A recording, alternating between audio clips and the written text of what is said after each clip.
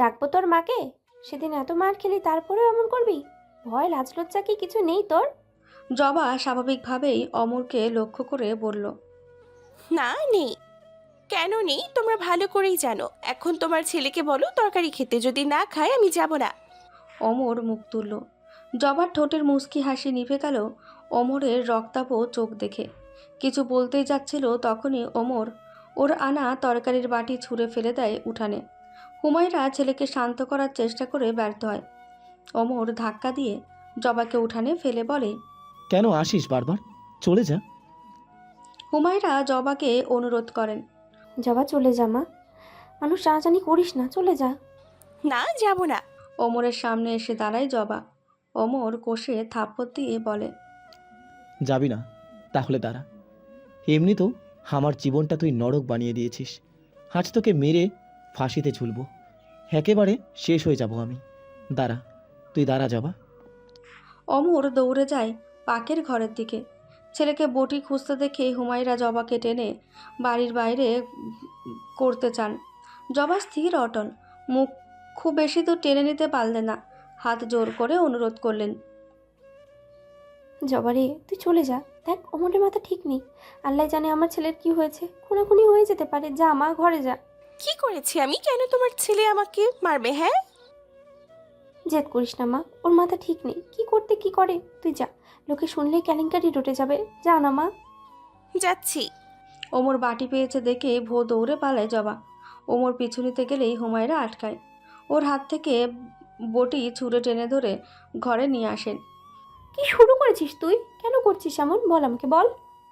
মাগো, আমাকে হয় মেরে ফেলো, না হয় এখান থেকে দূরে কোথাও পাঠিয়ে দাও। আমার কষ্ট হয় এখানে। এই বাতাস, রোদ, আলো, অন্ধকার সব আমাকে কষ্ট দেয় মা। পাগল হয়ে যাচ্ছি এর জন্য আমি। আমার ভাগ্যে কেন নেই ও? ও মা, মাগো, আমি মরে যাব এখানে থাকলে। আমাকে বাঁচাও তুমি মা। মাকে জড়িয়ে অবোধ শিশুর ন্যায় কাঁদে অমর। হুমায়রা ভেবে কুল পান না। রাতের অন্ধকার গভীর হয় মা ছেলের দুঃখ দেখে। জবাকে কাঁদতে কাঁদতে ঘরে ঢুকতে দেখেন ঝর্ণা বেগম। কোনো কথাই আজ আর মেয়েকে বলেন না। সকালের জন্য অপেক্ষা করেন। রাতে কল করে মলয়। সে বলে না ওর দিন ঝুমকোকে ভেবে ভেবে কেটেছে। পুরোটা পথ ভেবেছে ঝুমকোকে। মাঝে মাঝে চোখের কোণে নোনা পানির অস্তিত্ব টের পেয়েছে। নিজ মনে স্বীকার করেছে ঝুমকো ওর জন্য অপরিহার্য। এদিকে ঝুমকো অভিমানে চুপ করে আছে। মলয় বলে, কি করছো বউ? জানি না। এত রাগ? ঝুমকোর নাক টানার শব্দ শুনে মলয় বলে, কাঁদলে কল কেটে দেব। দাও, বলেছি কে কল করতে? কেউ বলেনি, ভুল করে দিয়েছিলাম। এখন সত্যি করছি। সাথে সাথেই কল কেটে দেয় মলয়। ঝুমকো বিস্ময়াহত, রাগ ওরও কম নয়। নিজে থেকে সেও কল করে না। মুঠোর মধ্যে মোবাইলটা মোচড়ায় গাল ফুলিয়ে। মিনিট 10 পরে মলয় ফের কল করে। ঝুমকোর ইচ্ছে হয় কল কেটে মোবাইল বন্ধ করে শাস্তি দিতে, কিন্তু পারে না। কল রিসিভ করতেই ওপাশে মৃদু হাসি শুনতে পায়। এখন পাশে থাকলে কি করতাম জানো? মলয়ের কথার ধরনে দুষ্টুমি। ঝুমকো বলে, লুচ্চারা যা করে তাই করতে। তুমি আমাকে লুচ্চা বললে? কল কাটো, কাটো। আমি তো মজা করলাম, পাঁচশো লোক মজাও বুঝছে না। আমি পাঞ্ছে? হ্যাঁ, কল কাটছি। বাই, ভালো থাকবেন। কেটেই দেখো কল। কাটবো 100 বার, কি করবেন? ভয় পাই আপনাকে? আচ্ছা। ঝুমকো ভেঙচি কাটে। আচ্ছা, বেশি ভাব দেখায়, কাটছি। ঝুমকো ভালো হচ্ছে না কিন্তু। আর আপনি আপনি লাগেছো কেন? ঝুমকো গাল ফুলিয়ে থাকে মলয়ের মান ভাঙাবে বলে।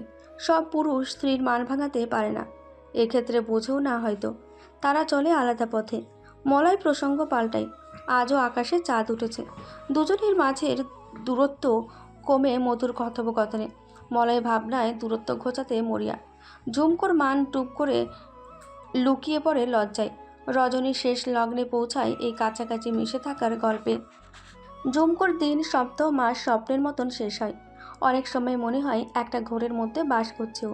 হঠাৎ একদিন ঘোরটা কেটে যাবে। সেদিন কি হবে? মলয় ছাড়া চলবে কি করে ওর অষ্টপ্রহর?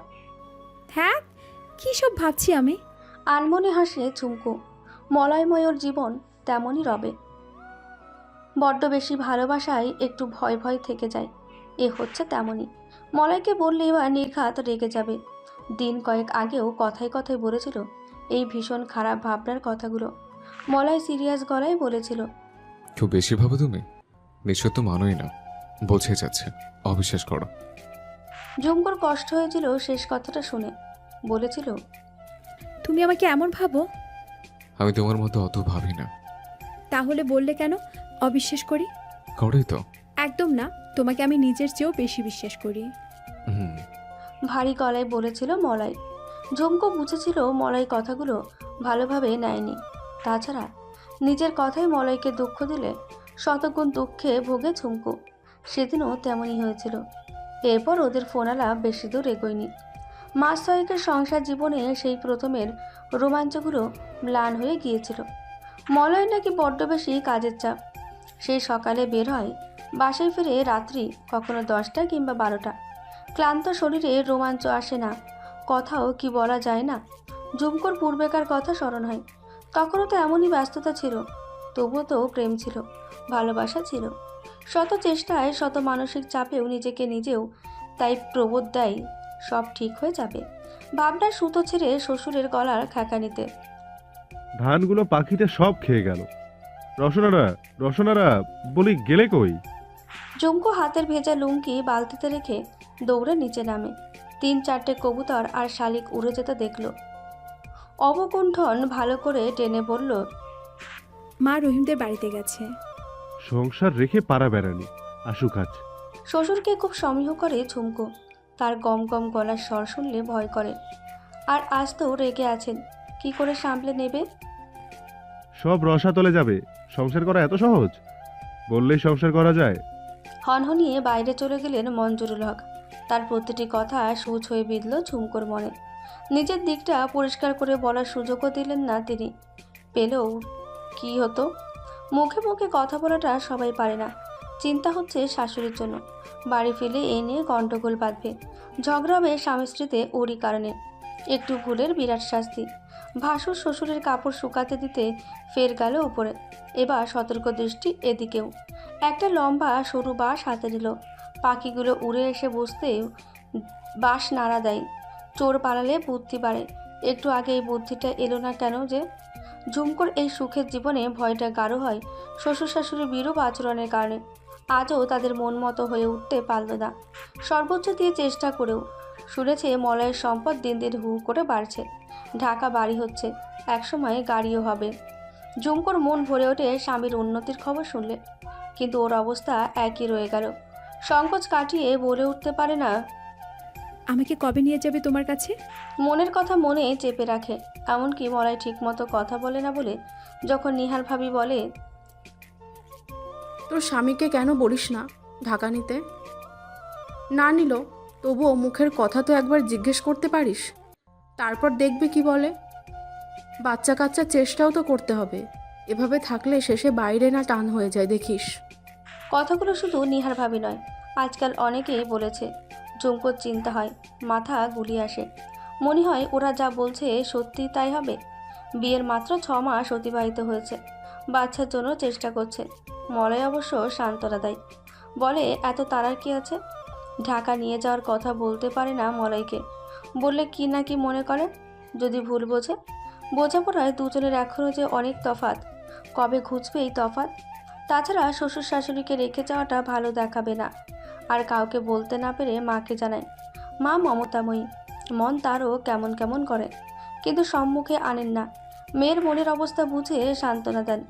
উদাহরণ টানেন আশেপাশের মানুষদের। এই যেমন ওর বড় ফুপুর। ঝুমকোর বড় ফুপা চাকরি জীবনে লম্বা সময় একাই থেকেছেন ঢাকা। সেই সময় ওর ফুপু সাবিনা সুলতানা শ্বশুরালয়ে থেকেছেন।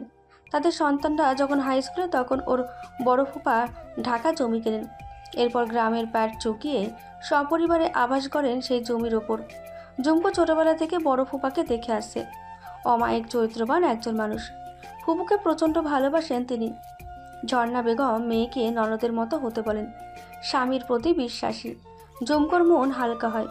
অযথা মানুষের কথায় প্যারেশান হওয়ার ধিক্কার দেয় নিজেকে। পণ করে আর কখনো লোকের কথায় কান দেবে না। মলয়ের এই ব্যস্ততা তো ওদেরই ভবিষ্যতের জন্য। থাকুক নিজের মতো করে সে, আর ভাববে না ঝুমকো। কিন্তু মনটা যে আকুলি বিকুলি করে মলয়কে দেখার জন্য। শেষবার ওরা সময় নিয়ে সুখ দুঃখের গল্প করেছিল, সেও সপ্তাহ গত হয়েছে।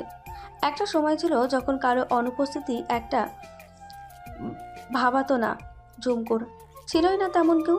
মলয় জীবনে আসার পর থেকে সব কিছু বদলে যেতে লাগলো। ভয় বাড়ল, আবেগ বাড়ল, সাথে মনের টানও। 23 বছরের জীবনে নিঃসঙ্গতার যন্ত্রণা এখনই বুঝতে পারল। আচ্ছা, সব স্ত্রী জাতি কি ঝুমকোর মতো হয়, নাকি ঝুমকো মাত্রা ছাড়িয়ে যাচ্ছে ভালোবাসায়? বিরহ যাতনা বুঝি ভালোবাসার গভীরতায়। জীবন প্রতি মুহূর্তে মানুষকে নতুন কিছু শেখায়। কতক্ষণ সেই শিক্ষা উপেক্ষা করা যায়? যত হেলাফেলা করা হয় ততই সংকীর্ণ হয় জীবন। জবারও তাই মনে হচ্ছে। জীবন 20টা বছর ধরে তাকে যেই শিক্ষা দিয়েছে, অনেক অবহেলা করেছে সে। ওর জীবন নাও খানি মাঝ সমুদ্রে হাবুডুবু খাচ্ছে। উপায়ান্তর কিছুই মিলছে না। কোনো কিছু করেই অমরকে হাসিল করা গেল না। এর বেশি এগোবে সে সাধ্যও নেই। দুই পরিবারের পক্ষ থেকে তাকে 9 নম্বর মহা হুঁশিয়ারি সংকেত দেখানো হয়েছে। অমরের সাপোর্ট থাকলে এসব থোড়াই কেয়ার করতে জবা। সেখানেই দুর্বলও। গ্রামে কানাকানি হচ্ছে অমর কয়েকদিনের মধ্যে বিদেশ চলে যাবে। কথাটা সত্যতা যাচাই করছে জবা। প্রার্থনা করছে মিথ্যা প্রমাণিত হোক। অমরদের বাড়ির ত্রিসীমানায় ওর জন্য কারফিউ জারি করেছে রনি। বয়সে 1.5 বছরে ছোট হলেও রনির সাথে ওর সম্পর্ক সমবয়সী বন্ধুর মতো। খুব ভাব ছিল ওদের। একে অন্যের দোষ ঢাকতে সর্বদা এগিয়ে আসতো। ঝুমকোর আত্মহত্যার প্রচেষ্টার পর থেকে রনির ভিন্ন রূপ দেখছে জবা। চোখ পাকিয়ে চলে ইদানিং। ছেলে পরে এই বাড়ির মান সম্মান দেখার গুরু দায়িত্ব নাকি ওর। গৃহকর্তা ভাব। হুমকি দিয়েছে অমরদের বাড়ির আশেপাশে জবাকে দেখলে ঠ্যাং ভেঙে ঘরে বসিয়ে রাখবে। বাবা মাও ছেলের কথাতে সায় দিচ্ছে। জবা পড়েছে মহা মুসিবতে। ঘরকন্যার কাজ কাম আর ভালো লাগে না। আয়নায় চেহারা খুঁটিয়ে খুঁটিয়ে দেখে। চুলার আঁচে মুখটা লাল বর্ণ ধারণ করেছে। সুন্দর পেলাবো হাত দুটোর জায়গায় জায়গায় ফোসকা পড়ে কি বিশ্রী দেখাচ্ছে। রেশম চুলগুলোতে অযত্নে ছোঁয়া। নিজেরই করুণ হাল জবার চোখে জল আনে। কি থেকে কি হয়ে গিয়েছে ভেবেই কান্না পায়। তরকারির পোড়া গন্ধ নাকে লাগতেই দৌড়ে যায় জবা। তাড়াহুড়োয় আবার পুড়িয়ে ফেলে হাতটা। ঝর্ণা বেগম ছুটে আসেন। দেখে শুনে কাজ করবি না? মেয়ের পোড়া হাতে বরফ রাখেন। জবা ফুপিয়ে কাঁদে। মেয়ের চোখের পানিতে মন বিচলিত হয় মায়ের। মুখ ফুটে বলতে ইচ্ছে করে ওমরের কথা। জবার পরিবর্তন থেকে ছন্না নিজে গিয়েছিলেন অমরের কাছে। হুমায়রা বেগমকে একভাবে বুঝিয়ে রাজি করাতে পারলেও অমরকে বোঝাতে ব্যর্থ হয়েছেন। জবাকে বিয়ের কথা নাকি ভাবতেও পারে না সে। সেটার উপর রাগ করে ফিরে এসেছে। ঘটনা লাগিয়েছেন ভালো ছেলে খোঁজার জন্য। এবার আর ভুল করবে না। জবার যেমন পছন্দ তেমনই ছেলে খুঁজে বের করবেন। জবা কেঁদে কেঁদে মায়ের কোলে মাথা রেখে শুয়ে আছে। কথায় আছে, যারে বেশি মারে তার জন্যই বেশি পড়ে। জনার ক্ষেত্রেও হয়েছে তাই। জবার মাথায় হাত রেখে বলেন, শোন মা, ওমরের চিন্তা বাদ দে। ও ছেলের রাগ বেশি, সুখ হবে না ওর সাথে তোর। অন্য কোথাও ভালো ছেলে দেখি, কি বলিস? না মা, আমি বিয়ে করব না। ওমরকে না পেলেও কাউকে বিয়ে করব না। জেদ করিস না জবা। আচ্ছা শোন, এবার তোর পছন্দ মতো ছেলের সাথেই বিয়েটা হবে। ঘটককে কাল পরশুর মধ্যে ছেলের ছবি দেখাতে বলছি। তুই দেখে শুনে যাকে বলবি তাকেই দেখা করতে আসতে বলবো। যদি সেও ওমরের মতো আমাকে প্রত্যাখ্যান করে? তুই লাখে একটা মেয়ে আমার, তোকে অপছন্দ করবে কে? ওমরের কথা আর মনে আনিস না, ভুলে যা। জবা চোখ বন্ধ করে। অমরকে ভুলে যাওয়া সহজ নয়, আবার এমন করেও চলতে পারছে না। অমরকে পাবে না মনে হলেই কান্না পায়। কঠিন পাথরকে ভালোবেসেছিল, আঘাত ছাড়া কিছুই পেল না। অহংকারী, বজ্রাগী, শয়তান একটা। ভুলে যাব তোকে দেখি কোন হুড়পড়ি তোর পছন্দ হয়। বুক ভেঙে কান্না ঠেলে আসে জবার। ছুটে ঘরে ঢোকে। বালিশে মুখ গুজে পড়ে পড়ে কাঁদে। তখনই মোবাইলের রিংটং বেজে ওঠে। ওর ফুপাতো বোন নেত্রা কল করেছে। কি রে, গলাটা এমন লাগছে কেন? কাঁদছিলি? নেত্রা শুধু ওর কাজের নয়, বেস্ট ফ্রেন্ড। সব কিছুই ওরা শেয়ার করে। এই একটা স্বস্তির স্থান জবার। বেদনাও সহজে শেয়ার করলো ওর সাথে। নেত্রা, ওমর আমার হলো না রে, পাশান একটা। আমার মন চাচ্ছি মরে কি ভূত হই, তারপর ওকে মেরে শেওড়া গাছে ঘর বাঁধি। নেত্রার মেজাজ খারাপ হয় জবার এই আচরণে। আত্মসম্মান বোধ নেই মেয়েটার। যে ছেলে অপমান করে, বটি খোঁজে মারবে বলে, তার সাথে কিসের প্রেম ভালোবাসা? আবার বলছে মরি। নেত্রার ঝাড়িতে জবার কান্না থামে। জবা চোখ মুছে বলে, আমি কি করব বল না রে, আমার কিচ্ছু ভালো লাগে না। ঢাকা চলে আয়, কিছুদিন দু বোন মিলে ঘোরাঘুরি করব। তোর ওমর ভাইকে মন থেকে টেনে বের করে তবে গ্রামে পাঠাবো। চলে আয়। মা রাজি হবে না রে, তোরা বিয়েতে আসিনি বলি এমনিতেও বাড়ির সবাই নারাজ। নেত্রা চুপ থেকে বলল, আমি যদি মামুনিকে রাজি করাতে পারি তাহলে তো আসবি। আচ্ছা দেখি। আবার দেখি। নেত্রা রেগে গেল। জবা বলল, ঠিক আছে, কিন্তু 3-4 দিন পর। কেন? জবা নেত্রাকে ওমরের বিদেশ যাওয়ার কথাটা লুকায়। মনটা একটু ভালো করে নেই। আচ্ছা। বিকেলে মঞ্জুরুল হক স্ত্রীকে খুব ঝেড়েছেন। রওশনও 2-4 কথার পাল্টা জবাব দিয়েছেন রাগের চোটে। বাড়ির পরিবেশ থমথমে। চুলায় হারিয়ে ওঠেনি, সন্ধ্যা উতরে গেল। নিহার গিয়েছে বাপের বাড়ি। মাহফুজ আজ বউ আনতে গিয়েছে, বলেছিল বিকেলে ফিরবে। সন্ধ্যায় কল করে জানিয়েছে আজ ফেরা হচ্ছে না তাদের। ওরা থাকলে ঝগড়াটা গুরুতর পর্যায়ে যেত না হয়তো। সব দোষ নিজের দায়ে ঝুমকো। শ্বশুরমশাই সেই যে বেরিয়েছে এখনও ফেরেননি। শাশুড়ি মুখ ঘাড় করে ঘরে বসে আছেন। একা একাই ধান উঠিয়েছে ঝুমকো। কোমর ধরে আছে, ব্যথায় উঠতে বসতে পারছে না। এখনও অনেক কাজ পড়ে আছে। নিজের পেটের চিন্তা বাদ দিলেও শ্বশুর শাশুড়ির কথা ভাবতে হবে। স্তত্র পায়ে গিয়ে দাঁড়ালেও শাশুড়ির ঘরের দরজায়। মা, রাতে কি রান্না বসাবো? রওশন মুখে কুলু পেটে রইলেন। ঝুমকো এগোনোর জন্য পা বাড়াতেই চড়ে গেলেন। খবরদার বউ, ঢুকবা না ঘরে। এই বুড়ো বয়সে তোমার জন্য আমাকে কথা শুনতে হলো। মরা বাপ মা তুলে গাল দিল, এখন রসের আলাপ জুড়তে আইসো? আমি বলে টিকে গেলা তুমি, অন্য কেউ হলে ঘাড় ধরে বের করে দিত। যাও আমার চোখের সামনে থেকে, যাও কইতেছি। ঝুমকো টলমলো চোখে নত মুখে তেমন করে দাঁড়িয়ে থাকে। রওশন বেগমের রাগ হচ্ছে এই মেয়ের মুখ দেখে। উঠে এসে মুখের ওপর দরজা বন্ধ করে দেন। ঝুমকো দরজার এপাশে দাঁড়িয়ে ক্ষমা চায়। রওশন একই সুরে তিরস্কার করে হুকুম দেয় সেখান থেকে চলে যেতে। বারান্দায় গ্রিল ধরে রাতের আকাশবাণী চেয়ে রইল ঝুমকো। চোখের জলে মুখ ভাসে। মোবাইলের রিংটংয়ের আওয়াজ শুনে ঘরে আসে। মলয় কল করেছে। কি করছো? এই তো। মন খারাপ?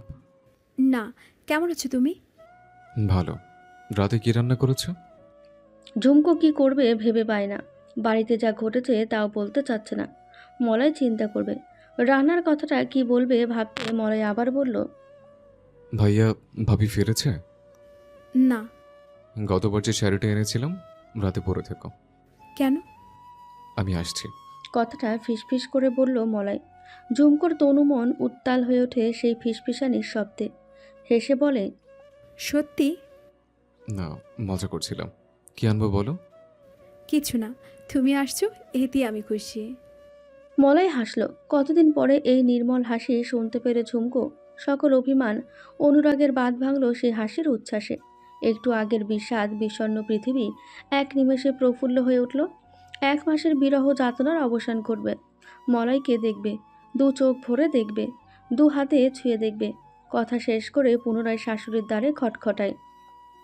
মা, আপনার ছেলে রাতের বাসে ফিরছে। দরজা খোলেন না রওশন বেগম, নিরুত্তর থাকেন। ঝুমকো আবার বলে, রাতে কি রান্না করব মা? তোমার যা ইচ্ছা হয় রাঁধো, না ইচ্ছা হয় না রাঁধো। ঝুমকো মলিন মুখে দরজার সামনে বসে থাকে। মনটা চঞ্চল অস্থির। বেশ কিছুক্ষণ পর দরজা খুলে রান্নাঘরে ঢোকেন রওশন বেগম। পিছু পিছু ঝুমকো যায়। বারান্দার গ্রিলের ফাঁকে দেখা যায় টিম টিম করে জ্বলতে থাকা তারকারাজি। সম্পূর্ণ ঘরটার ভেতরে জমাটবদ্ধ আধার।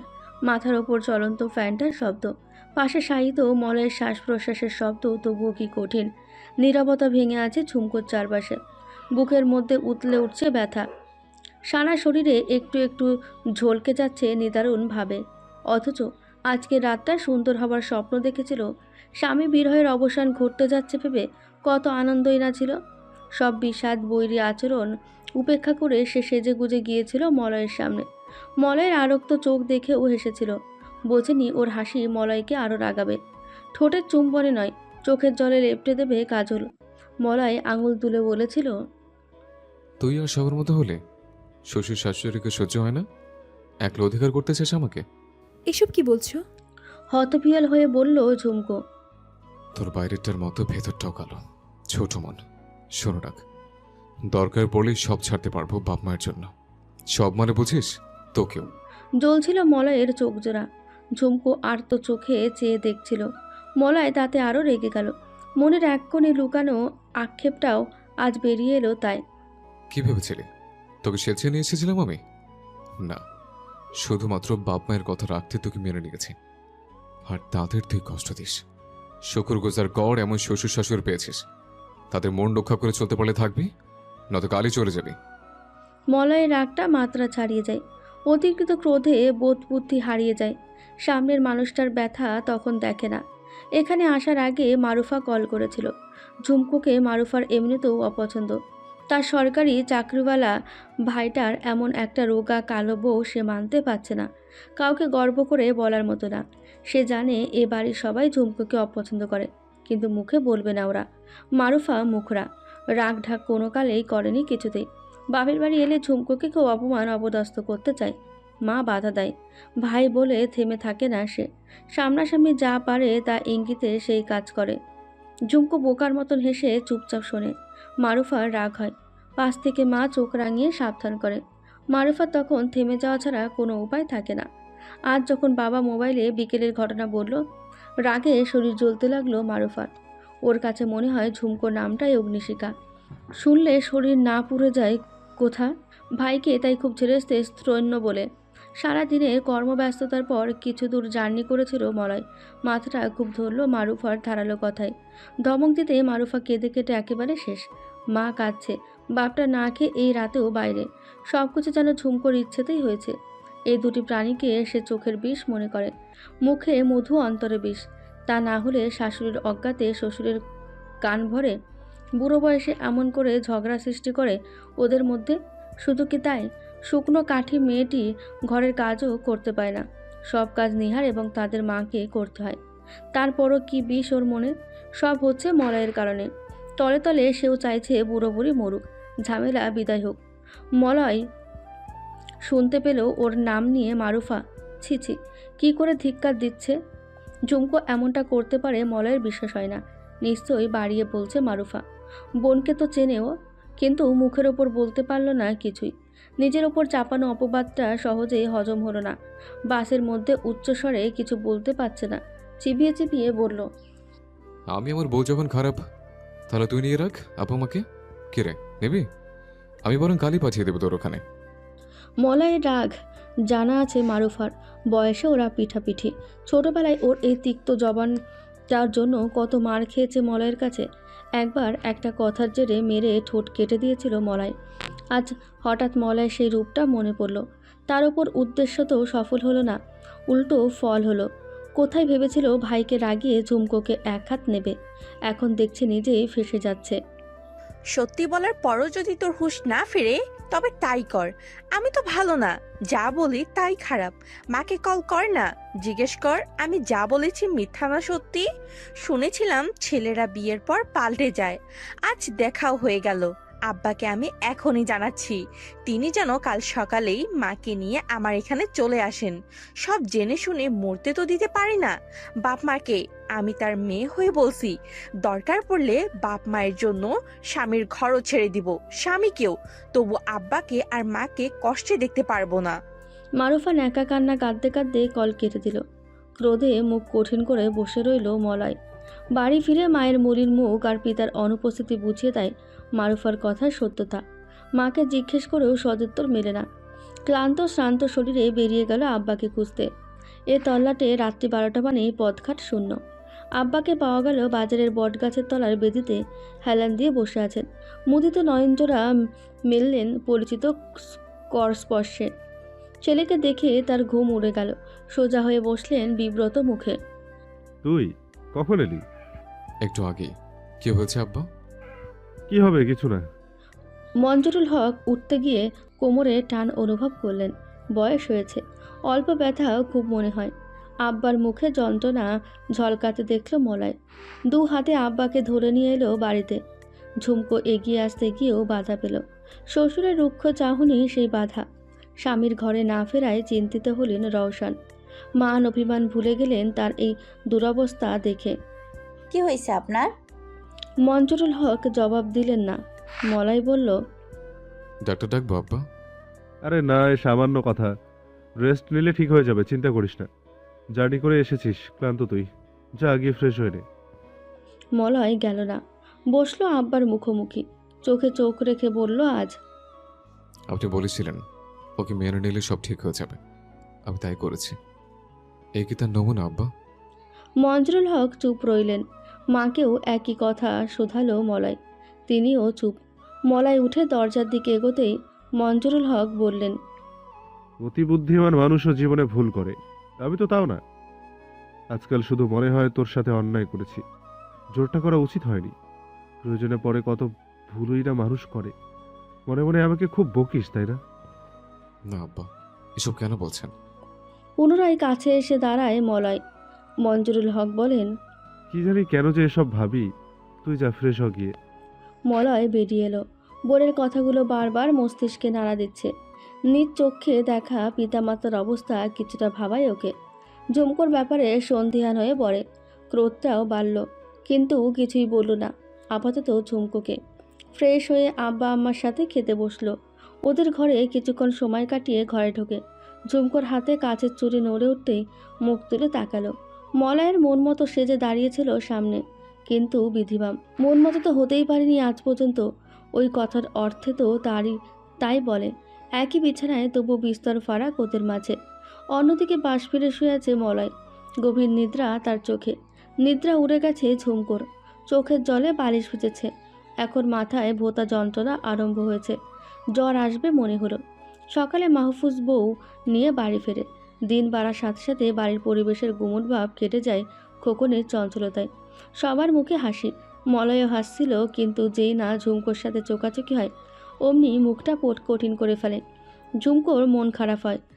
ধান শুকানো ঝাড়ার গাছগুলো নিহার এবং রওশনি দেখছেন। ঝুমকো রান্নাঘর সামলাতে ব্যস্ত। মলয় মাকে জোর করে বিশ্রামে পাঠিয়ে নিচে নেমে পড়ে কাজে। রান্নাঘরে জানালা দিয়ে অবাক হয়ে দেখলেও ঝুমকো। তরকারিতে ঝোলের পানি দিয়ে মলয়কে বলল, তুমি সরো, আমি করছি। মলয় কোনো কথা না বলে সরে যায়। গতকালের ব্যথাটা এখনও শরীরে টের পাচ্ছিল ঝুমকো। মুখে হাসিতে খুব সহজে যা ঢাকা পড়ে। মলয়ের দিকে একবার তাকাতে মুখ ঘুরিয়ে নিল সে। মাথা নুয়ে কাজে মনোযোগ দেয় ঝুমকো। নিহার এবং রওশন দুজনেই খেয়াল করছিল ব্যাপারটা। সবাই যখন ঘরের ভেতর, নিহার চাপা স্বরে বলল, কি হয়েছে রে? কিসের কথা বলছো? মলয় মুখ ফুলিয়ে আছে কেন? বুঝতে পারছি না। তারপর গতকালের ঘটনাটা বলল নিহারকে। নিহার সব শুনে বলল, পরই থাকে বুঝলি। দিনরাত করেও এদের মন পাবি না। সামান্য দুটো পাখি ধান খেয়েছে এই জন্য এমন করে কেউ? আজ তোর জায়গা তার মেয়ে থাকলে কি এমন করতো? পরের মেয়ে না, তাই এমন করে। বুড়োরা দেখা যায় ভালো, আসলে পেটে পেটে শয়তানি ওর। তোর নামে নিশ্চয়ই ছেলের কান ভারী করছে। ঝুমকো চুপ করে শুনল। ওরা অপছন্দ করে তাই বলে মলয়ের সামনে ওর নামে বদনাম করবে ঝুমকোর বিশ্বাস হয় না। বিয়ের পর থেকে এরাও চেয়েছে ঝুমকো মলয়ের মিল হোক। সেই মিল যখন হলো তখন অমিল করতে চাইবে কেন? অপছন্দই থেকে গেল বলে। কি ভাবছিস? কিছু না। তুই না বললেও আমি বুঝি। আমিও তো এবাড়ির বউ। এরা ভাই দুটো হয়েছে বাপ মা পাগল। বউয়ের দাম এদের কাছে বিছানায় শুধু। নে তাড়াতাড়ি হাত চালা, এরপর খাবার টেবিল সাজাতে হবে। দেরি হলে আর রক্ষা থাকবে না। ধান ঝাড়া শেষে ওরা গোসল সেরে ঘরে গেল। মলয় ঘরে ছিল না। খাবার টেবিলে পাওয়া গেল তাকে। ওদের খাওয়া হলেই নিহার ঝুমকো বসলো। ঝুমকোর খেতে ইচ্ছে করছে না, পেটটা ফুলে আছে, বমি বমি ঠেকছে। গ্যাস্ট্রিকের সমস্যাটা বেড়েছে সকাল থেকে, সামান্যই খেতে পারল। এই বাড়িতে সে মা বাবার কথা বেশি মনে পড়ে ঝুমকোর। ওদের ভেবে কত কাঁদে। শান্তি স্বস্তির জায়গা ছিল বাপের বাড়ি। অমন আপন বুঝি কোথাও পাবে না। জীবনের এই পালা বদলে বাপের বাড়ি, সেখানকার মানুষগুলো উজ্জ্বল হয়ে থাকে হৃদয় পটে। মাথার উপরে সূর্যের তেজটা কমতে শুরু করেছে। শরীর সয় না, তবুও থেমে থাকে না ঝুমকো। অবিশ্রান্তভাবে কাজ করলো রাত পর্যন্ত। মলাই খেয়ে কোথায় যেন গেছে। ঝুমকো বসে ঢুলতে ঢুলতে একসময় ঘুমের রাজ্যে তলিয়ে গেল। মাঝরাতে ঘুম ভাঙল মলয়ের বুকের মাঝে। দু হাতে জাপটে ধরে আছে ওকে। ঝুমকো ঠেলে সরতে চায় অভিমানে। মলয় আরও গভীর আলিঙ্গনে আবদ্ধ করে ওকে। অভিমান ভাঙানোতে বেশ পারদর্শী হয়ে উঠেছে সে। আগামীকাল ওমর ঢাকা চলে যাবে, পরশু দুবাই। ব্যাগ গোছানো প্রায় শেষ। হুমায়রা ছেলের জন্য কিছু শুকনো খাবার তৈরি করতে ব্যস্ত। মনটা ভীষণ খারাপ তার। একমাত্র বুকের মানিক, সেও চলে যাচ্ছে দৃষ্টিসীমার বাইরে। কী করে কাটবে সময়? এখনই দম বন্ধ হয়ে আসতে চায় হুমায়রার। পরনের শার্টটার বোতাম লাগাতে লাগাতে ঘর ছেড়ে বেরিয়ে এলো অমর। বলল, মা, আমি একটু বাইরে থেকে আসছি। কখন ফিরবি? সন্ধ্যের আগেই। ওমর যেতেই হুমায়রার ভাবনাগুলো ফিরে এলো। কত কি ভাবে বসে বসে এই শূন্য বাড়িতে। চোখ জ্বালা করে তপ্ত নোনা পানি স্রোত গড়ায়। ঝুমকো শ্বশুরবাড়ির অদূরে প্রাথমিক বিদ্যালয়, সেখান থেকে বাড়ির উঠোনের অনেকখানি দেখা যায়। ওমর চাতক পাখির মতন অপেক্ষা করছে এক নজর ঝুমকোকে দেখার আশায়। কালকের পর থেকে আর কবে দেখা হবে জানে না, আদৌ হবে কিনা। আপনি ওমর না? চৌকিতে তাকাতেই মলয়কে দেখতে পেল অমর। গলা শুকিয়ে এলো সাথে সাথেই। এই লোকটা ওকে চেনে কিভাবে? মলয় এগিয়ে এসে হাত বাড়িয়ে বলল, চিনলেন না তো? আমি মলয় মাহমুদ, আপনার বোন ঝুমকুর স্বামী। ওমর এক চিলটে হাসলো, বলল, ও সরি, আসলে আপনার সাথে দেখা সাক্ষাৎ হয়নি, তাই চিনতে পারিনি। ভালো আসছেন নিশ্চয়ই। হ্যাঁ, খুব। ওই তো আমার বাড়ি, চলুন বোনকে দেখে যাবেন। না না, আজ থাক, অন্যদিন যাব। বাড়ির কাছে এসে ফিরে গেছেন, এটা শুনলে আপনার বোন আবার আমার উপর অভিমান করবে। মেয়েটা বড্ড অভিমানী, বুঝলেন? সপ্তাহে সপ্তাহে আমাকে গ্রামে আসতে হয় ওর জন্য। কোনো কারণে যদি না আসতে পেরেছে, অমনি অভিমান করে থাকবে। বিয়ে করেননি তো, এইসব কেস বুঝবেন না। চলুন না। অমর বলল, আজ পারবো না, কাজটা ভীষণ জরুরি, হাতে সময়ও কম। ঝুমকোকে বললে বুঝবে। মলয় বলল, আপনি যখন বলেছেন তখন না হয় চিন্তাটা ভুলে গেলাম, তবু আপনি আসলে খুশি হতাম। আপনাকে খুশি করাতে পারলে আমারও ভালো লাগতো, কিন্তু পারছি না, মাফ করবেন। চলি। অমর এক পলক সামনে তাকালো। ঝুমকোকে দেখা যাচ্ছে উঠোনে, মাথায় ঘোমটা তোলা। ক্রমশ ছবিটা অস্পষ্ট হলো। চট করে ঘুরে রাস্তা থেকে অন্যদিকে হাঁটতে লাগলো অমর। পেছনে দাঁড়ানো মলয়ের কঠিন মুখচ্ছবিতে বিদ্রুপের হাসি। সকালে সূর্য পুরোপুরি ওঠার আগেই রওনা হলো অমর। হুমায়রা খুব কাঁদলেন ছেলেকে জড়িয়ে ধরে। ঝর্ণা তাকে সান্ত্বনা দিতে লাগলো। রনি বাস স্ট্যান্ড পর্যন্ত যাবে অমরের সাথে। শেষবারের মতো সবার কাছ থেকে বিদায় এবং দোয়া নিয়ে গাড়িতে চড়ে বসলো। মায়ের দিকে তাকাতেও পারছে না, বড্ড কষ্ট দিল মাকে, কিন্তু এছাড়া উপায়ও ছিল না। গাড়ি ছাড়লো। ছাদে দাঁড়িয়ে সেই দৃশ্য দেখছে জবা। ওমর একবার দেখলো ওকে, সাথে সাথে দৃষ্টি ফিরিয়ে নিল। জবার সকল আশা ভরসা ভাঙে এই ক্ষণে। ওমর চলে গেল, শুধু এই গ্রাম ছেড়ে নয়, জবাকে ছেড়েও। কী হবে এখন ওর? আবার কোনো অচেনা মানুষের সাথে বিয়ে ঠিক হবে। অপছন্দ হলো এবার আর কিছুই করার থাকবে না। সারাটা জীবন কম্প্রোমাইজ করে চলতে হবে। মন মেরে ভালোবাসার ভান করতে যে জবা পারবে না। মাথা ঘুরে ওঠে জবার। সামনে সব কিছুই ঝাপসা হতে হতে একেবারে অন্ধকার হয়ে যায়। কুয়াশার চাদরে ঢাকা চতুর্দিক। নদীর পার্শ্ববর্তী হওয়ায় এই স্থানের শীতের প্রকোপ একটু বেশি। গরমে যেমন বাতাস শান্তি দেয়, পৌষে তেমনই ভোগায়। এলোমেলো বাড়ির চারপাশ থেকে হু হু করে বাতাস এসে গায়ে লাগে। রাতে যেমন তেমন দরজা জানলা বন্ধ করে কম্বল লেপ মুড়ি দিয়ে রক্ষা পাওয়া যায়, কিন্তু ভোরে নিস্তার থাকে না। বরফের মতো জমে যায় হাত পা। ছেলের অজুহাতে নিহার অত সকালে ওঠে না। খোকনের সহজে ঠান্ডা লাগার ভাব আছে। এই বাড়ির প্রাণ সে। রওশন নিজেই নিষেধ করেছে সকাল সকাল উঠতে নিহারকে। ঝুমকোর অজুহাত দেওয়ার কিছু নেই। জ্বর হোক ঠান্ডা হোক, রোজ ভোরে উঠতে হয়। অ্যালার্জির সমস্যার কারণে ভোগান্তি কম হয় না, তাই বলে কাজ থামে না ওর। বাড়ির সামনের উঠোন, পেছনের গাছগাছালিতে ঘেরা জায়গায় পড়ে থাকা শুকনো পাতা ঝাড় দিতে হয় নিত্যদিনই। তারপর লেগে যায় রান্নার কাজে। পরিশ্রমের শীতটা কম লাগে, গা গরম হয়। চাদর খুলে শাড়ির ওপর পাতলা সোয়েটার পরে। শীতকালীন শাকসবজির ক্ষেত করেছে বাড়ির পেছনে, রোজ সেখান থেকে তুলে তুলে রান্না করে। মঞ্জুরুল হক ফরজ আদায় করে নাস্তা চায়। রওশন বেগম নিয়ম মতো আশপাশ ঘুরে রান্নাঘরে ঢোকেন। ঝুমকো আগেই সব তৈরি করে সাজিয়ে রাখে, সেগুলো নিয়ে টেবিলে রাখেন রওশন। মঞ্জুরুল হক খাওয়া শেষে কিছুক্ষণ বিশ্রাম করেন। রোদের তেজ বাড়লে রওনা হন মাঠের দিকে। বাড়ির সবার খাওয়ার পর্ব শেষ হলেই কিছুক্ষণ বিশ্রাম করে আবার কাজে ব্যস্ত হন। এ বাড়ির কাজ যেন শেষই হয় না, একটার পর আরেকটা চলতেই থাকে। ঝুমকোর শরীর একেবারে ভেঙে পড়েছে। মলাই রোজা ঈদে এসে এই নিয়ে কত কথা শোনালো। কেন ঝুমকো নিজের অযত্ন করে, কেন খাওয়া দাওয়া ঠিকমতো করে না, নানান কথা। ঝুমকোর ভালো লাগে যখন মলয় ওকে নিয়ে ভাবে, চিন্তা করে। সে ভালো লাগার স্থায়িত্ব ক্ষণিকের। হঠাৎ অচেনা হয়ে যায় মলয়, এতটাই যে ঝুমকোকে তখন মনেই রাখে না। মনে করাতে গেলেও দুর্ব্যবহার জোটে ঝুমকোর কপালে। এই তো গত পরশুর কথা। ব্যস্ত আছি, পরে কল করো। বলে কেটে দিয়েছিল মলয়। পর যতবার দিয়েছিল কেটে দিয়েছে, হয়তো মোবাইল অফ করে রেখেছিল। ঝুমকোর মনে হয় মলয়ের জীবনে বুঝি এক রত্তি দাম নেই আর। একটা কল যে ধরতে পারে না, 2 মিনিট কথা বলার মতো সময় যার হয় না, তার কাছে আর কিছুই আশা করতে চায় না ঝুমকো। দিন দিন বেড়ে যাওয়া মলয়ের এই উপেক্ষা মনের অসুখ বাড়িয়ে দেয়। কোনো কিছুই ভালো লাগে না, খারাপ খারাপ চিন্তা মাথায় করে। এইসব চিন্তা থেকে বাঁচতে কাজে ব্যস্ত রাখে নিজেকে। শরীরে সয় না, তবুও খাটে। কার উপরে এই অভিমান ঠিকমতো বুঝে ওঠে না, যারই উপর হোক কিন্তু প্রবল।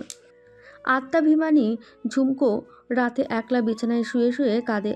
শিউরে রাখা মোবাইলে এক দৃষ্টে চেয়ে রয়। কত স্মৃতি জাগ্রত হয় সেই সময়। নিজের সাথে নিজেই কথা বলে। মানুষ এমনি করে কেন বদলায়? আমিও বদলাবো। বিধি, আমার এই অস্বস্তির মন শান্ত করে দাও, নয়তো আমায় বদলিয়ে দাও। অন্যথায় পাপ করে বসবো আমি। রক্ষা করো আমাকে, রক্ষা করো। পরদিন সকালের কাজকর্ম শেষে ঘরে বসতেই মোবাইলের রিংটং বেজে ওঠে। ঝুমকোর অনুরাগ নড়বড় করে, ভাঙে ভাঙে আনন্দের উচ্ছ্বাসে। কিন্তু হায়, এও যে ধোঁকা। সহসা উদ্বেলিত আনন্দের জোয়ারে ভাটা পড়ে। নাম্বার পরিচিত মনে হলো। হ্যালো, আসসালামু আলাইকুম। ওয়ালাইকুম আসসালাম ঝুমি, আমি ইরিন। ইরিন, কেমন আছিস তুই? ভালো, তুই? আছি ভালোই। নতুন নাম্বার নিয়েছিস কবে? গতকালই। ভাবলাম তোকে কল করে জানাবো, কিন্তু খেয়াল ছিল না। একটু আগে কলেজ থেকে নোটিশ পেলাম, আগামী মাসেই 3rd ইয়ার পরীক্ষার ডেট দিয়েছে। তা কবে আসবি বাড়ি? জানি না রে, পরীক্ষা দিতে ইচ্ছে করছে না। তোর আর কি, বিয়ে হয়ে গেছে, এখন আর পড়াশোনা করে কি হবে, তাই তো? তোর জামাইয়ের তো টাকার অভাব নেই। তবুও একবার ভাবিস ঝুমি, জীবনের মোড় কখন কোন দিকে ঘুরে যায় বলা যায় না। জামানা খারাপ, মেয়েদের স্বনির্ভর হওয়াটা জরুরি। পায়ের তলের ভিতটা শক্ত থাকলে শত প্রতিকূলতার মুখোমুখি হওয়া যায়। বারেক স্যারের কথাটা স্মরণ আছে তোর? বারেক স্যার ওদের স্কুলের অ্যাসিস্ট্যান্ট হেড স্যার ছিলেন। ক্লাস 9-এ বিজ্ঞান ক্লাস করাতেন। গম্ভীর রাগী স্বভাবের স্যারটার কথা একদিন পুরো ক্লাসের মেয়েরা মুগ্ধ হয়ে শুনেছিল। স্যার বলেছিল মেয়েদের শিক্ষিত হওয়া কতটা জরুরি। এর ফাঁকে একটা উদাহরণ টানেন তিনি, বলেন তার এক বান্ধবীর গল্প। মেয়েটার জীবনে হঠাৎ করে বৈধব্য আসে। অল্প বয়স, কচি কচি 2টো সন্তান বুকে নিয়ে অকুল পাথরে পড়ে সে। তখন এই শিক্ষায় তার জীবনে ভিত্তি করে দেয়।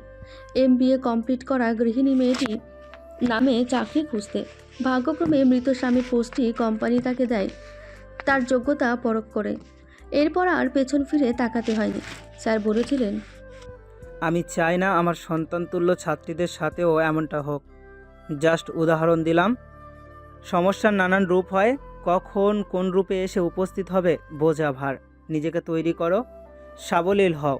এক্ষেত্রে শিক্ষার বিকল্প নেই। শিক্ষাই দেবে শক্তি, শিক্ষাই দেবে মুক্তি। ঝুমকো কী করবে বুঝতে পারে না। মাকে কল করে ঝর্ণা বেগমও স্যারের মতোই কথা বলেন। তিনি চান ঝুমকো পড়াশোনা শেষ করুক। ঝুমকোর ইচ্ছা করে আর না পড়তে। মনটা একেবারে নষ্ট হয়ে গেছে। পড়াশোনা কেন কিছুই যেন আর মনে ধরে না। বিষাদ বিবর্ণ মনে হয় জীবন। ঝর্ণা বেগম মেয়ের মনে দোলাচল আন্দাজ করে কঠোর হন। কঠোর হয়ে বলেন, কালই রনিকে পাঠাচ্ছি আমি। ফর্ম ফিল আপ করেছিস, এখন পরীক্ষা দিবি না মানে? তোর শাশুড়িকে মোবাইলটা দে। থাক না মা, দেব না পরীক্ষা। মাস তিনেক আগে অসুস্থতার কথা বলে মেয়েকে বাড়ি নিয়ে এসেছিলেন সপ্তাহখানেকের জন্য। অনার্স 3rd ইয়ারের ফর্ম ফিল আপ করানোরই ছিল উদ্দেশ্য। পড়াশোনায় ভালো ঝুমকো। ঝর্ণা সবসময় চাইতেন তার মেয়ে দুটো উচ্চশিক্ষিত হোক, কিন্তু জবাটার পড়াশোনায় আগ্রহী বরাবরই কম ছিল। সাজগোজ নিয়ে ব্যস্ত থাকতে ভালোবাসে জবা। সেখানে ঝুমকো ছিল বই পোকা। সারাদিন বইয়ে মুখ গুজে বসে থাকতো। একাডেমিক শিক্ষাতেও ওর আগ্রহ ভালোই ছিল। কয়েকবার বলেও ছিল ওর স্বপ্নের কথা। শিক্ষকতা পেশাকে লক্ষ্য হিসেবে স্থির করেছিল। সেই লক্ষ্যে পৌঁছানোর জন্য গ্র্যাজুয়েশন কমপ্লিট করাতে চান ঝুমকোকে তিনি। স্বপ্ন মেরে ধুকে ধুকে বাঁচতে দেবেন না মেয়েকে। আমার উপর কথা বলবি? পরীক্ষা তুই দিবি, তোর ঘাড় দেবে। যা মোবাইল দে তোর শাশুড়িকে। ঝুমকো অনিচ্ছা মনে মোবাইল নিয়ে শাশুড়িকে দেয়। ওরা বেআইনে বেআইনে কথা বলছে। রওশন সাফ সাফ জানিয়ে দিয়েছেন এসব ব্যাপারে তারা কিছু জানেন না, যার বউ সেই বুঝবে। অর্থাৎ মলয় সিদ্ধান্ত নেবে ঝুমকো পরীক্ষা দেবে কিনা। ঝর্ণা বেগম অনুরোধ করেন মলয়কে বোঝানোর জন্য। রওশন পারবেন না বলে দেন। ঝুমকো বুঝতে পারে শাশুড়ি তার পড়াশোনার ব্যাপারটা পছন্দ করছে না। মুখে তিনি কখনো অপছন্দের কথা বলবেন না, কিন্তু আকারে ইঙ্গিতে বুঝিয়ে দেবেন ঠিকই। এই নিয়ে মায়ের সাথে খুব কথা কাটাকাটি হলো ওর। সে কিছুতেই পড়বে না তো নাই। ঝর্ণা বেগমও কম জেদি নন। তীরে এসে তরি ডুবতে দেবেন না তিনি। আর তো 2 বছর। কেন পরীক্ষা দেবেন না ঝুমকো? সেই দিনই মলয়কে কল করেন। বিয়ের পর থেকে মলয়ের সাথে তেমন কথাবার্তা হয়নি ঝর্ণা বেগমের। মলয়ের অহংকারী মেজাজ খুব একটা ভালো লাগে না তার। ঝুমকোর সাথে ওর আচরণ অসন্তুষ্ট করেছে। তবু আজ তাকে কলটা করতেই হলো মেয়ের ভবিষ্যতের কথা ভেবে। শাশুড়ির অনুরোধ ভরা গলার স্বর মলয়কে তৃপ্তি দিল। অফিসের ঝামেলা কম হওয়ায় মেজাজ ওর এমনিও আজ ভালোই ছিল। বেশ বিনয়ের সাথে কথা মেনে নেয়। আশ্বস্ত করে ঝুমকোকে বোঝাবে বলে হাঁপ ছাড়েন ঝর্ণা বেগম।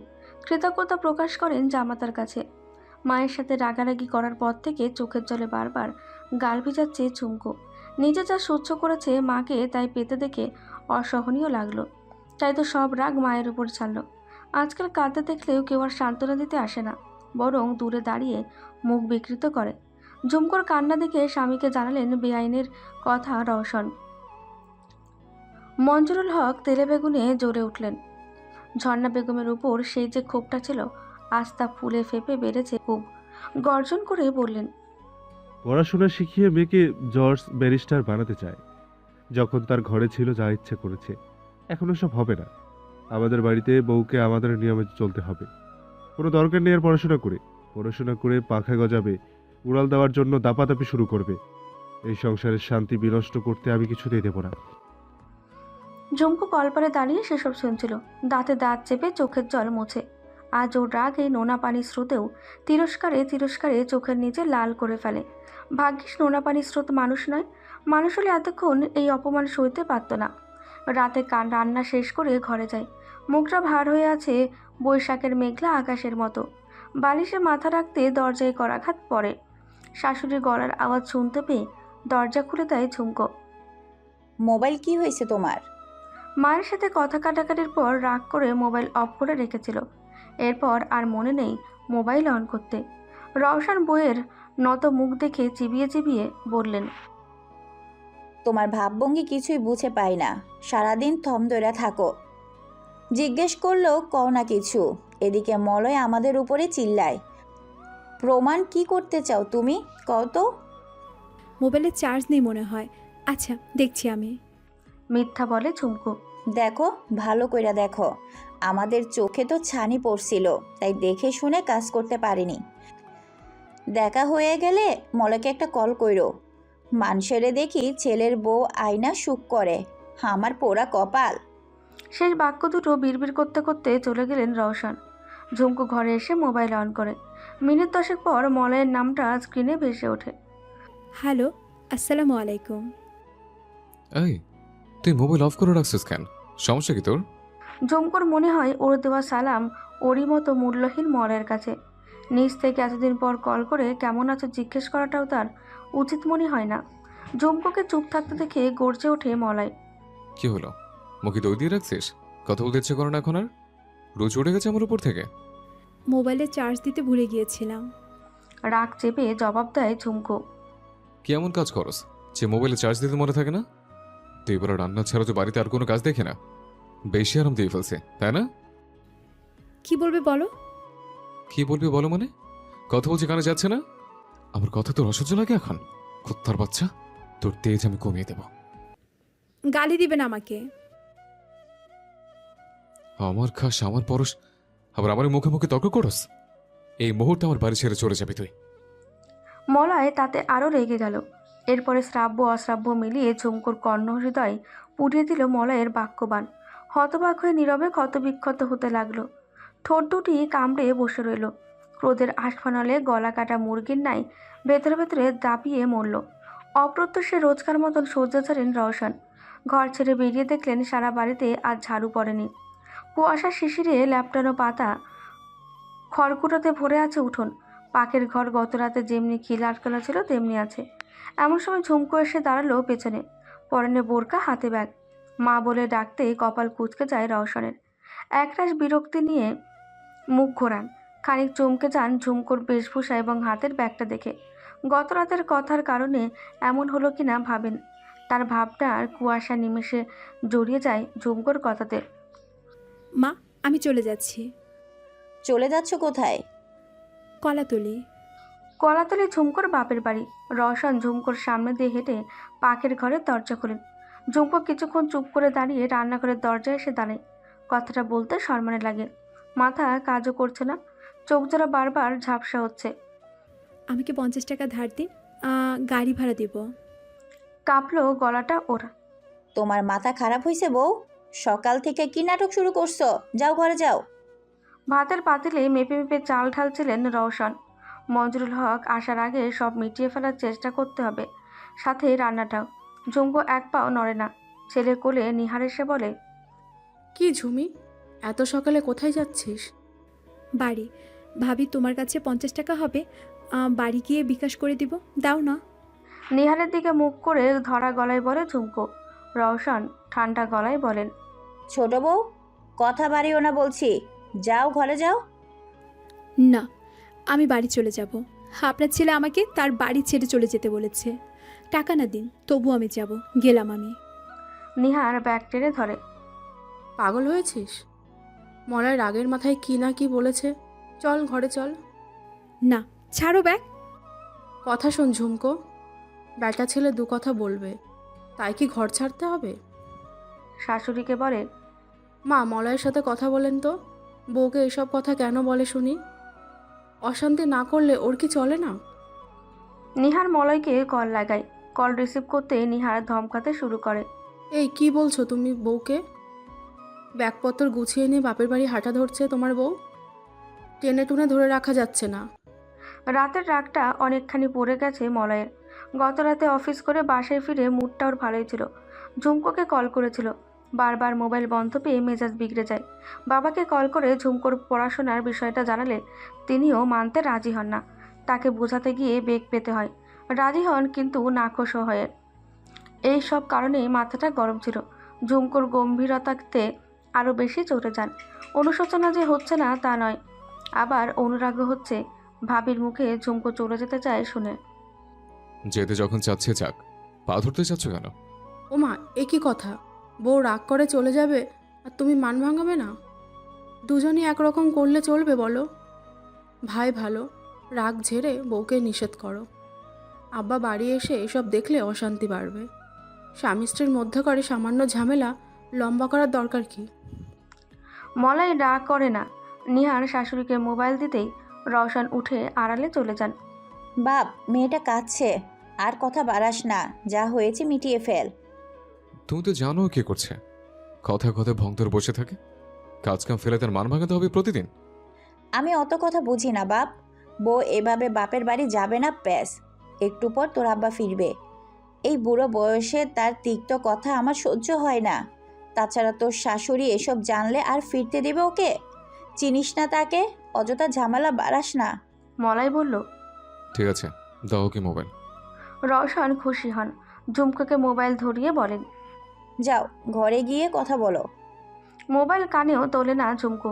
নড়লেও না দেখে নিহার মৃদু ধাক্কা দিয়ে বলে, যা না। ধীর পায়ে ঘরে ঢোকে ঝুমকো, হাতের মুঠোয় ধরা মোবাইলে। হ্যালো হ্যালো ঝুমকো। শব্দ শুনেও শক্ত হয়ে বসে রইল। মলয় কল কেটে পুনরায় কল করে। রিসিভ হয়, কথা বলে না ঝুমকো। নাক টানার শব্দ শুনতে পায় মলয়। রাগটা নিমেষে পানি হয়ে গেল। বিমর্ষ স্বরে বলে, রাগের মাথায় দু কথা না হয় বলেইছি, তাই বলে আমাকে ছেড়ে চলে যাবে? কষ্ট হবে না? জানি না। মলয়ের গলা ভিজে আসে।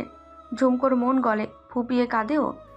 আমি কোনোদিন কাউকে এত ভালোবাসিনি যতটা তোমাকে বাসি। তুমি আমার সব।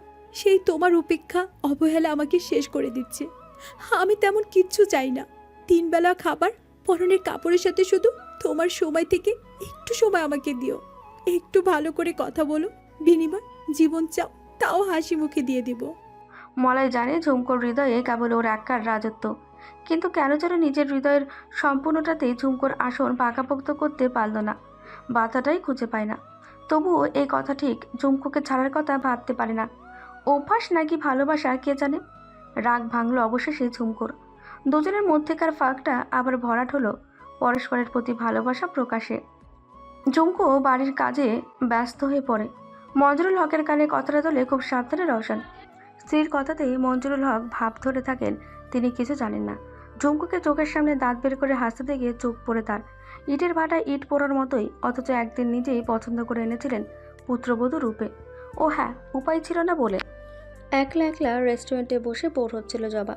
নেত্রা সে কখন গেছে, এখনো ফেরবার নামগন্ধ নেই। প্রেম করতে আসবি ভালো কথা, তার একজনকে আনার কি দরকার। নিজেকে এখন পাহারাদার মনে হচ্ছে। জোড়ায় জোড়ায় সামনের আসনগুলো ভরা। কপত কপতিরা হাস্যরসের মধুর আলাপে মগ্ন, কারো দৃষ্টি ওর দিকে তেমন নেই। বেয়ারাগুলো আসতে যেতে আর চোখে দেখছে ওকে। খুব অস্বস্তি হচ্ছে জবার। নেত্রাকে কল করে দ্রুত আসতে বলবে, সে পথ বন্ধ। মোবাইল শুদ্ধ ব্যাগটা ওই তো সামনে টেবিলের ওপর পড়ে আছে। স্যুপটা মুখে দিতেই বুঝতে পেলেও ঠান্ডা হয়েছে ওটা, খেতেও ভালো লাগছে না। এমনই চুপচাপ বসে থাকাও যায় না। ওটস সামান্য ভেঙে ভেঙে মুখে পুরে নিল, তার সাথে 1 চামচ ঠান্ডা স্যুপ। মন ভালো না থাকলে কিছুই ভালো লাগে না। অন্যমনস্ক হয়ে গেল। 2 টেবিল পরেই এক যুগল বসেছে। মেয়েটি হবে হয়তো ওরই বয়সী, আর ছেলেটি অমরের বয়সী। দেখেও মনে হতে লাগলো ওমরের সাথে ছেলেটার সাদৃশ্য আছে। স্থির দৃষ্টিতে তাকিয়ে রইল ছেলেটির দিকে। সাদৃশ্য নয়, এখন পুরোপুরি অমর বোধহয়। প্রেমিকার হাতের কর পল্লবে ওষ্ঠদয় ছুঁতে লজ্জায় মিয়ে গেল ও যেন। এ কি হচ্ছে? ঘোর কেটে গেল মুহূর্তে। অমর, অমর, আর কত জ্বলে পুড়ে খাক হবে এই নামের কারণে। পাষাণ পাথর, মাথা ঠুকলে মাথা ফাটে, প্রেম মেলে না। গালে ছ্যাঁকা দিয়ে তপ্ত ধরাপাত নামলো। যাকে ভুলতে এতদিন এলো তাকে মনে করিয়ে দিচ্ছে এই আবহাওয়া। রাস্তাঘাট চেনে না, নয়তো এক্ষুনি চলে যেত এখান থেকে। অফিসিয়াল কাজে রেস্টুরেন্ট এসেছিল মলয়। এই এরিয়ার দায়িত্বে থাকায় এখানে আসলে খাতি যত্ন ভালোই পায় সে। প্রতিবারই কিছু না কিছু প্যাকেটে করে গাড়িতে তুলে দেয় এরা। খাবার দাবারের রুচি আগের মতো আর নেই এখন, তবুও না করে না। ইচ্ছে হলে খায়, না হলে নকিব বা বুয়াকে দিয়ে দেয়। ইন্সপেকশনের এক পর্যায়ে হঠাৎ রেস্টুরেন্টের এক কোণে চোখ আটকে গেল। জবা, চোখের ভ্রম নয় তো। জবা ঢাকা এসেছে, ঝুমকো তো বলো না। সে তো কলাতরিতেই আছে। জবার সাথে আর 10টা শালি দুলাভাইয়ের মতো সম্পর্ক নয়। হয়তো সেই কারণেই বলেনি ঝুমকো, কিংবা অন্য কিছুও হতে পারে। হতে পারে ও চায় না জবার সাথে মলয় না মিলুক। মেয়েদের মন এক্ষেত্রে বড্ড সংকুচিত। হঠাৎ মনে পড়ল 3-4 দিন হয়েছে ঝুমকোর সাথে কথা হয় না। অন্য সময় হলে অপরাধ বোধ জাগতো একটু আধটু, এখন মাথায় ঘুরছে অন্য কিছু। জবার আশেপাশে কাউকে দেখতে পেল না অনেকক্ষণ। কার সাথে এসেছে এখানেও? সেই মানুষটার সাথে, যার জন্য মলয়কে ছোট করেছিল, তুচ্ছ-তাচ্ছিল্য করে চিরজীবনের গ্লানি দিয়ে পালিয়ে গিয়েছিল। কে সে? দেখতে চায় মলয় তাকে একবার। হ্যাঁ, একবার দেখবে কত সুন্দর সে। কোন সুন্দর মানবের কাছে মলয়কে পরাজিত হতে হয়েছে। ছাইচাপা আগুনের মতো লিকলিক করে বিচ্ছুরিত হতে লাগলো বুকের আগুন। হাতের কাজটা সমাধান করে কফির অর্ডার করলো। এই মেয়ের অহংকারের কারণ না দেখে সে যাবে না। মিনিট 2 পরে একটা ছেলে আর মেয়ে এসে বসলো ওর পাশে। এরা কারা? কোথায় সেই মানুষটা? না, তাকে আজও দেখতে পেল না মলয়। ওরা উঠে চলে গেল। মলয় থম ধরে কিছুক্ষণ বসে, তারপর উঠে সোজা গাড়িতে গিয়ে বসলো। সামনে বাসের জন্য অপেক্ষা করছিল নেত্রা, জবা। ওদের লিফট দেওয়ার ভাবনাটা একবার মাথায় এলো। কেন যেন ভাবনাটা স্থির থাকলো না, পাশ কেটে চলে গেল। যেতে যেতে দেখলো জবার মুচকি হাসি ধরা মুখখানি। কিছু যেন কামড়ে ধরলো বা পাশটায়। নকিবকে দ্রুত গাড়ি থামাতে আদেশ দেয়। শ্বাসরুদ্ধ হতে হতে সামলে উঠল মলয়। পেছন ফিরে ব্যাকুল হয়ে তাকায়। পূর্বাভাস না দিয়ে ঝড় ওঠে। না জানি এর স্থায়িত্ব কতদিন হবে বা ক্ষয়ক্ষতি। ঝুমকোর শারীরিক অবস্থা খুব একটা ভালো যাচ্ছে না। শীর্ণ দেহের জীর্ণ দশা। এবার যখন শ্বশুরবাড়ি থেকে এলো, ওর চাচাতো বোনেরা বিস্ময় নিয়ে বলল, কি রে, তুই কি কবর থেকে উঠে এলি? এই প্রশ্নের জবাব ঝুমকো দেয়নি। স্বামীর অবহেলা, শ্বশুরবাড়ির তুচ্ছতাচ্ছিল আর লোকের টিটকারিতে সর্বশরীর বিষাক্ত হয়েছে। দেহের রোগের চাইতেও মনের রোগে ক্ষয় হচ্ছে বেশিও। অস্থিতিশীল মন মানসিকতার জন্য নূতন নূতন রোগ বাসা বাঁধছে দেহে। পরিবার প্রতিবেশী সকলেই কম বেশি ওর আর মলয়ের সম্পর্কের ফাঁকটা জেনে গেছে। সান্ত্বনার বাণী ওদের একটাই, একটা বাচ্চা হলে সব ঠিক হয়ে যাবে। প্রথম প্রথম পুরুষ লোক অমন ছন্ন ছাড়া একটু থাকে। মানিয়ে সহ্য করে না চললে সংসার হয়? মেয়ে হয়ে জন্মেছে, সহ্য ক্ষমতা না থাকলে হয়? সবার আশ্বাসে ঝুমকো সবসময় আশ্বস্ত হতে পারে না। মাকড়সার জালে আটকে পড়া প্রজাপতি যেন মরণ ঘনিয়ে আসছে জেনেও কিচ্ছু করার নেই। চারপাশে প্রতিধ্বনিত সান্ত্বনা, সব ঠিক হবে, সব ঠিক হবে। সব কি সত্যিই ঠিক হবে? যদি না হয়, না হলে কি করবে ঝুমকো? পথ তো দেখছে না। হ্যাঁ, তো সংকীর্ণ কেন নারীর চলার পথ? এই 24 বছরই যেন অনেক বেশি। এই 24-এ পা দিয়ে বুঝেছে জীবন কত কঠিন। নৈরাশ্যের গান বাতাসে বাতাসে ভেসে বেড়ায়। বড্ড বুড়িয়ে গেছে এইটুকুতেই, ভেতরে বাহিরে। মলয়কে আগের মতো ডিস্টার্ব করে না। ওর কাছে বারবার নিজের কষ্টের কথা বলে বলে হাঁপিয়ে উঠেছে। তবুও যদি বুঝতো মলয়, মোবাইলটা চোখে পড়লে কোথাও আড়ালে সরিয়ে রাখে। ও এক শানিত খড়গ, দেখলেই বুকে বিঁধে যায়। ওর কল না পেয়ে মলয় যে কিছু বলে না তা নয়, মাঝে মাঝে রাগ হয়। বলে, কি হয়েছে তোমার? একটু কি মনে পড়ে না আমাকে? ঝুমকো আজকাল অকারণে হাসে। প্রাণপণে দুঃখ লুকাতে চায় সে হাসিতে। মলয় বিরক্ত হয় অনেক সময়। ঝুমকো অভিযোগ করা প্রায় ছেড়ে দিয়েছে, কিন্তু ওই যে নারী মন, শত বঞ্চনা উপেক্ষার পরও স্বামী সংসারের মোহ কাটাতে পারে না। আশপাশে ওরই বয়সী কাউকে স্বাভাবিক সংসার করতে দেখলে মলয় পবনে গা ভাসাতে মরিয়া হয়ে ওঠে। নিজের মধ্যে তৈরি হওয়া বিদ্রোহিণীকে কারারুদ্ধ করে একাগ্র মনে ভালোবাসে মলয়কে। তখন আর দ্বিধাবোধ থাকে না। দিন রাত চোখে জাগে একটা সুন্দর সংসার, ছোট্ট ছোট্ট দুটো সন্তান। ঢাকার যে বাসাটি ও আজ অবধি দেখেনি, স্বপ্নের ঘরে তারই একটা কাঠামো বানিয়ে নিজের মতো করে সাজায়। মলয় রোজ সকালে ওর হাতের নাস্তা খেয়ে বেরোবে। সন্তানদের নিয়ে, শ্বশুর শাশুড়িকে নিয়ে দিন কাটাবে মহা ব্যস্ততায়। রাতে আবার ফিরবে মলয়। নিজের ভালোবাসায় সেবায় তার সকল ক্লান্তি দূর করে দেবে ঝুমকো। এইটুকু কি খুব বেশি চাওয়া? তবে পূরণ হয় না কেন? মলয় কেন তাকে বোঝে না? ওর অনুভূতি নিয়ে একটুও কি ভাবনার অবসর হয় না ওর? দীর্ঘশ্বাস ছেড়ে পাশ ফিরে সই। চোখের জল শুকিয়েছে। কান্না তো হঠাৎ পাওয়া শোকে বা আনন্দে আসে। ঝুমকো দিনও দুঃখের, রাতও দুঃখের। খোলা বইটা পড়ে আছে বিছানার কোণে, তারই পাশে উন্মিলিত চোখে শায়িত ঝুমকো। ঝর্ণা বেগম স্বাভাবিক ভঙ্গিতে গিয়ে দাঁড়ালেন বিছানার পাশে। 1 মিনিট দাঁড়িয়ে রইলেন নিঃশব্দে। মায়েরা অনেক কিছু আগে বলে দিতে পারে, কিন্তু জোর করার ক্ষমতা সবসময় হয়ে ওঠে না। হলে ওই দিন মলয়কে কিছুতেই ঝুমকোর ঘরে যেতে দিতেন না। এখন এইসব ভেবে কি হবে? ভাগ্যের লিখন না যাই খণ্ডন। মেয়েটার জীবন বুঝি এমনই ধুকে ধুকে শেষ হবে? মলয়কে কম তো বোঝানো হলো না। অবুঝকে বারবার বুঝতেও যায়, কিন্তু যে বুঝেও অবুঝ হয়, তাকে বোঝাবে কার সাধ্য? সারাদিন শুয়ে শুয়ে পার করবি? কখন এলে? ঝুমকো উঠে বসে, বইটা কোলে নিয়ে পৃষ্ঠা উল্টায়। যে প্রশ্নটা ধরেছিল সেটাতে আবার চোখ বোলায়। ঝর্ণা মেয়ের পাশে বসে বলেন, কল করেছিল মলয়? না। ও না দিলে তুই দে। দুজনের একরকম হলে চলবো? মেয়ে মানুষের একটু নত হতেই হয়।